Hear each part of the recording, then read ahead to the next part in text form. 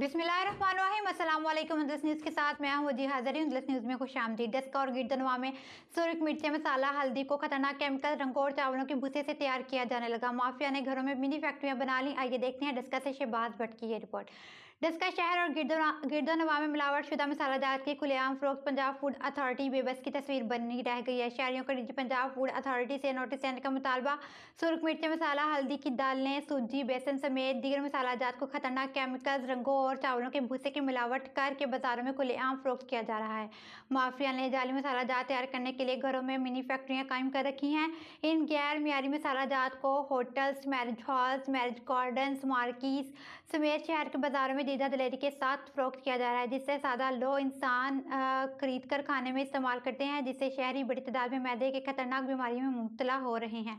शहरियों ने DG Punjab food authority से मुतालबा किया है कि नाकिस और गैर मियारी मसाला जात तैयार करके फरोख्त करने वाले दुकानदारों के खिलाफ ऑपरेशन किया जाए ताकि शहरी मौजी अमराज से महफूज रह सकें।